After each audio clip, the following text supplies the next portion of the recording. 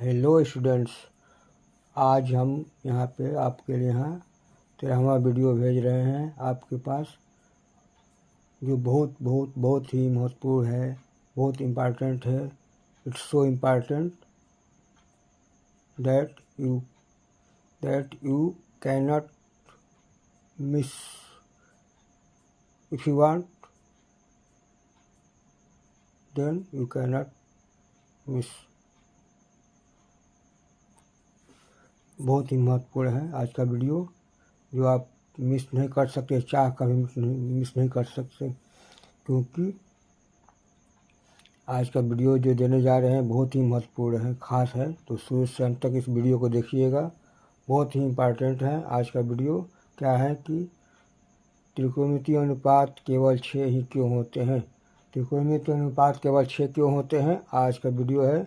तो आज इसको मिस मत कीजिएगा, क्योंकि बहुत ही महत्वपूर्ण है आपके लिए कि त्रिकोणमितीय अनुपात 6 क्यों होते हैं। There are 6 trigonometrical ratio why आज का टॉपिक है।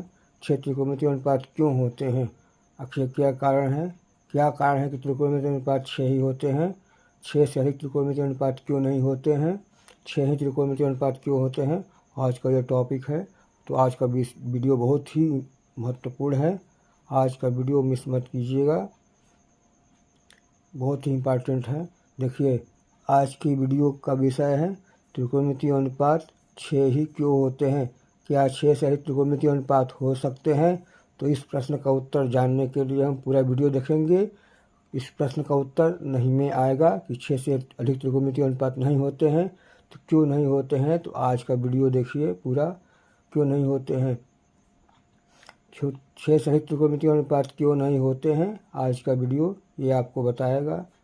तो शुरू से अंत तक इस वीडियो को देखेंगे तो आप चाह कर भी इसको मिस नहीं कर सकते हैं, क्योंकि आज का वीडियो बहुत ही ख़ास है, आपके लिए इम्पॉर्टेंट है कि 6 त्रिकोणमितीय अनुपात ही क्यों होते हैं, 6 से अधिक त्रिकोणमितीय अनुपात क्यों नहीं होते हैं। इस समस्या का समाधान आज का विषय है। तो चलिए इसका समाधान हम आपको बताते हैं कि 6 से अधिक त्रिकोणमितीय अनुपात होते हैं कि नहीं होते हैं। 6 से अधिक त्रिकोणमितीय अनुपात नहीं होते हैं तो क्यों नहीं होते हैं। त्रिकोणमितीय अनुपात को ज्ञात करने के लिए हम एक समकोण त्रिभुज को लेते हैं और इसी से हम हल करते हैं। त्रिकोणमितीय अनुपात को ज्ञात करने के लिए समकोण त्रिभुज लेते हैं, क्योंकि इसी से समकोण त्रिभुज को लेकर ही हम त्रिकोणमितीय अनुपात निकालते हैं, और कोई त्रिभुज नहीं लेते हैं, और कोई त्रिभुज नहीं निकाल पाएंगे। इसमें महत्वपूर्ण है क्या, समकोण त्रिभुज अनुपात। समकोण त्रिभुज से ही अनुपात निकालना, समकोण त्रिभुज से ही अनुपात निकल सकता है। 6 त्रिकोणमितीय अनुपात जो निकलता है वो समकोण त्रिभुज से ही संबंधित है। तो आज की इस वीडियो में हम त्रिकोणमितीय अनुपात 6 क्यों होते हैं बताने के लिए एक समकोण त्रिभुज लेते हैं। समकोण त्रिभुज वो होता है जिसमें एक कोण 90 डिग्री का होता है।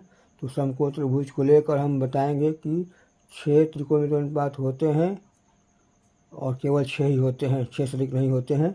अब अनुपात के बारे में हम जानते हैं सभी लोग, अनुपात 2 चीज़ों का तुलना करना होता है, 2 चीज़ों में संबंध बताना होता है, कौन ज़्यादा है कौन अधिक है और कौन कम है, कौन ज़्यादा है और कौन सा कम है, कौन सी वस्तु ज़्यादा है कौन सी वस्तु कम है।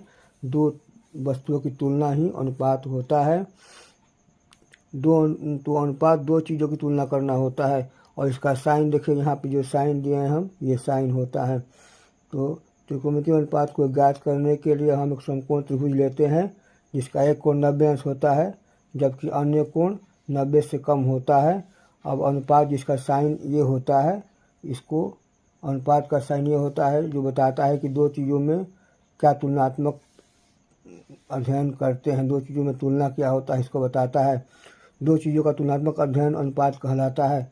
2 चीज़ों का तुलना करना ही अनुपात कहलाता है।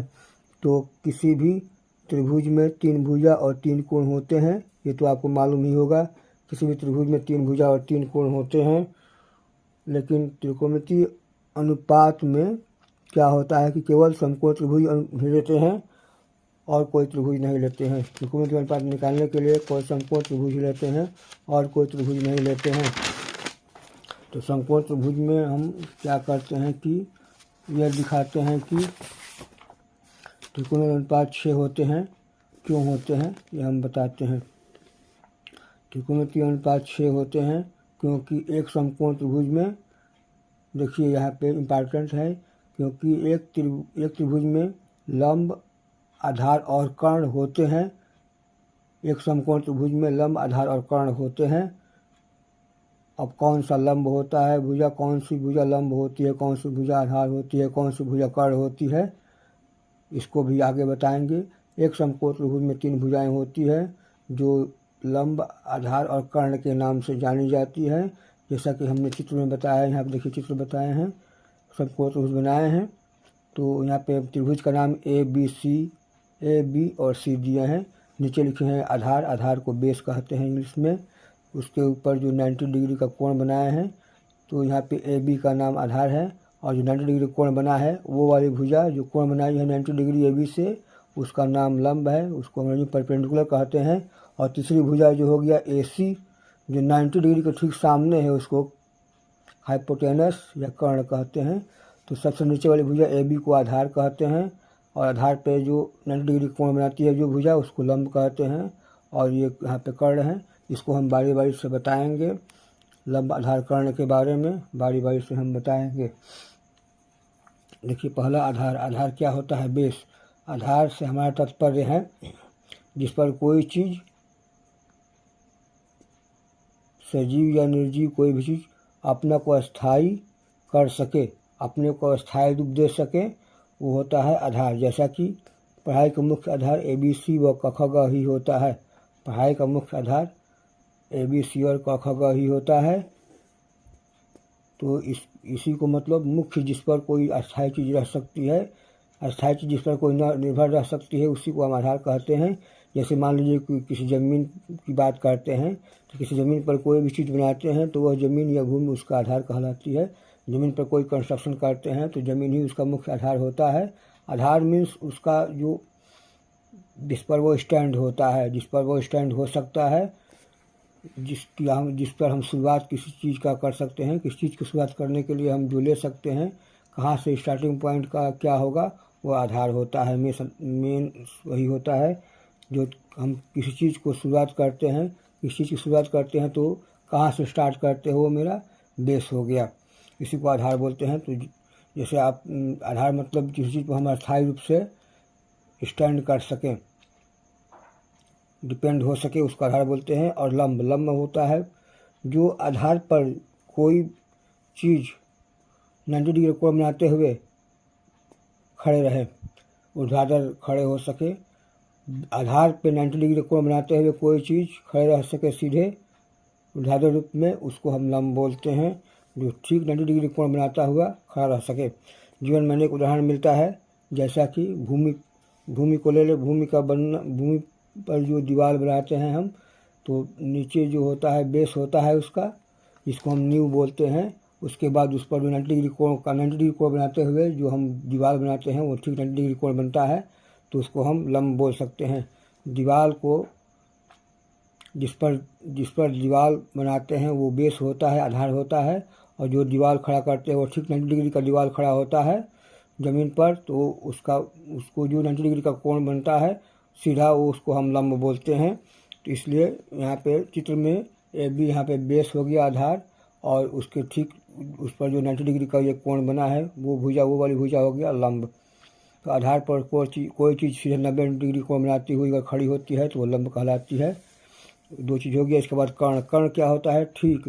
कर्ण जो होता है, यहाँ पे लिखे हैं ठीक 90 डिग्री, ठीक 90 डिग्री के सामने के कोण के सामने वाली भुजा होती है कर्ण। ठीक 90 डिग्री के सामने वाली भुजा को हम कर्ण कहते हैं, जो लंब को आधार से जोड़ता है। कर्ण ऐसा चीज़ है, ऐसी भुजा होती है जो लंब को आधार से जोड़ती है। ठीक 90 डिग्री के सामने वाले भुजा जो होती है, 90 डिग्री कोण के सामने वाली भुजा जो होती है वो कर्ण होती है। यहाँ पर जितना हम ऐसी कर्ण दिए हैं जो लंब को आधार से जोड़ती है, लंब और आधार से मिलती है, तो इसका नाम कर्ण होता है। तो आज हम लंब, आधार, कर्ण के बारे में बता दिए।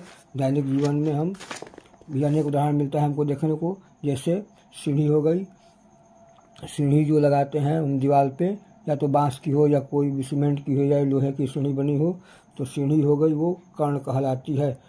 दीवार का मुख्य आधार, दीवार उसमें बनाते हैं वो आधार हो गया, और दीवार जो 90 डिग्री को बनता है वो लंब हो गया, और इस पर अगर सीढ़ी लगाते हैं हम तो सीढ़ी जो हो गया वो कर्ण हो गया। ठीक ऐसा मतलब एग्जाम्पल समझ सकते हैं आप। जैसे आप सीढ़ी से छत पे चढ़ते हैं दीवार के सहारे, तो दीवार जो हो गया वो सीधा जो खड़ा होता है वो कर्ण हो गया, और जिस पे खड़ा होता है वो आधार हो गया, और सीढ़ी जो हो गई वो कर्ण हो गई। तो इस प्रकार से हम समकोण त्रिभुज के बारे में, लंब आधार कर्ण के बारे में बता दिए।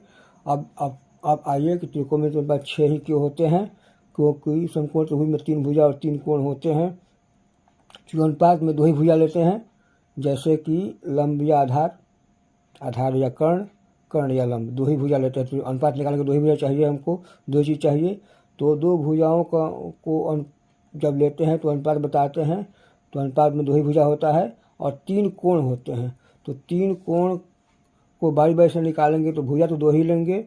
तीनों कोणों को अगर बारी बारी से हम निकालते हैं मान, तो 2 ही भुजा लेते हैं। इस प्रकार 3 गुणा 2 6 हो गया, 3 गुना 6 होता है, 3 2 6, इसलिए त्रिकोणानुपात 6 होते हैं, क्योंकि 3 कोण को निकालने के लिए 2 ही भुजा यूज करते हैं। इस प्रकार 3 गुणा 2 6 ही त्रिकोणानुपात होता है। त्रिकोणानुपात 6 होने का यही कारण है कि 3 कोण को लेते हैं अगर हम, तो 3 कोण में बारी बारी से कोण का मान निकालते हैं तो भुजा 2 ही लेते हैं हम, हर बार 2 ही भुजा लेते हैं। इसके बाद इस प्रकार 3 कोण और 2 भुजा मिलकर 3 गुणा 2 हो गया, गुणा करते हैं 3 गुना 6 होता है। इस प्रकार त्रिकोणमितीय अनुपात 6 होता है। तो आप कारण समझ गए होंगे कि 3 कोण को बारी बारी से निकालने के लिए भुजा 2 ही यूज करेंगे। इस प्रकार 3 गुणा 2 जो होता है 6, इसे त्रिकोणमितीय अनुपात 6 होता है। इस तरह से त्रिकोणानुपात 6 हो गया। तो आज का विषय यहीं पे समाप्त होता है कि त्रिकोणमितीय अनुपात 6 क्यों होता है, आपको जानकारी हो गया। क्योंकि 3 कोण को बारी बारी से निकालने के लिए हर बार 2 भुजा यूज करते हैं। इस प्रकार 3 गुणा 2 6 होता है, 3 × 2 = 6, इसलिए त्रिकोणमितीय अनुपात 6 होते हैं। आज का विषय है बस कि त्रिकोणमितीय अनुपात 6 क्यों होते हैं, आपको मालूम हो गया होगा, अच्छी जानकारी हो गया होगा। तो आज जो वीडियो है बहुत महत्वपूर्ण है आपके लिए, तो यहीं पे आज वीडियो हम समाप्त करते हैं। आशा है यह वीडियो आपको बहुत ही अच्छी जानकारी प्राप्त कराएगी, बहुत ही अच्छी लगी होगी, अच्छी जानकारी प्राप्त कराएगी। आप किसी से भी क्वेश्चन कर सकते हैं कि त्रिकोणमितीय अनुपात क्यों होते हैं और क्यों 6 से अधिक क्यों नहीं होते हैं। तो हमने आपको बता दिए कि तीनों कोणों को बारी बारी से निकालने पर हम 2 ही भुजा लेते हैं। इस प्रकार से 3 गुणा 2 6 हो गया, तो 6 त्रिकोणमितीय अनुपात होते हैं। तो हमारा यह वीडियो मिस मत कीजिएगा, नहीं तो आप अच्छी नॉलेज आपको प्राप्त नहीं हो पाएगी। और एक बार वीडियो को लाइक और चैनल को सब्सक्राइब जरूर कीजिएगा। बस यही आपसे कहना था। तो आज का वीडियो बहुत ही खास है आपके लिए। किसी से क्वेश्चन कर सकते हैं 6 त्रिकोणमितीय अनुपात क्यों होते हैं, 6 से अधिक क्यों नहीं होते हैं, हमने आपको बता दिया। तो किसी से आप क्वेश्चन कर सकते हैं। आज का वीडियो बहुत ही आपके लिए खास है, तो ज़रूर इसको देखिएगा, शुरू से अंत तक जरूर देखिएगा। जो आंसर पाने के लिए आपको, जो आंसर क्वेश्चन है कि 6 त्रिकोणमितीय अनुपात क्यों होते हैं, इसका आंसर पाने के लिए आप शुरू से अंत तक वीडियो को देखिए, और तब जानकारी, अच्छी जानकारी प्राप्त कर लीजिए। अभी किसी से आप क्वेश्चन कर सकते हैं कि 6 क्यों होते हैं, आपको जानकारी होगी अच्छे से। चलिए आज वीडियो यहीं पर समाप्त करते हैं। धन्यवाद।